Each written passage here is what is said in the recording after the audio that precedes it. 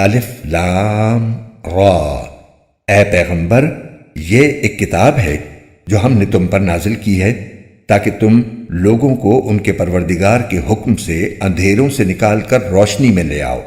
یعنی اس ذات کے راستے کی طرف جس کا اقتدار سب پر غالب ہے اور جو ہر تعریف کا مستحق ہے۔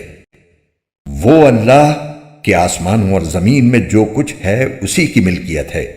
اور افسوس ہے ان لوگوں پر جو حق کا انکار کرتے ہیں، کیونکہ انہیں سخت عذاب ہونے والا ہے۔ وہ لوگ جو آخرت کے مقابلے میں دنیا کی زندگی کو پسند کرتے ہیں اور دوسروں کو راستے پر آنے سے روکتے ہیں اور اس میں ٹیڑھ تلاش کرتے رہتے ہیں، وہ پرلے درجے کی گمراہی میں مبتلا ہیں۔ اور ہم نے جب بھی کوئی رسول بھیجا خود اس کی قوم کی زبان میں بھیجا تاکہ وہ ان کے سامنے حق کو اچھی طرح واضح کر سکے۔ پھر اللہ جس کو چاہتا ہے گمراہ کر دیتا ہے اور جس کو چاہتا ہے ہدایت دے دیتا ہے، اور وہی ہے جس کا اقتدار بھی کامل ہے، جس کی حکمت بھی کامل۔ اور ہم نے موسیٰ کو اپنی نشانیاں دے کر بھیجا کہ اپنی قوم کو اندھیروں سے نکال کر روشنی میں لاؤ، اور مختلف لوگوں کو اللہ نے خوشحالی اور بدحالی کے جو دن دکھائے ہیں ان کے حوالے سے انہیں نصیحت کرو۔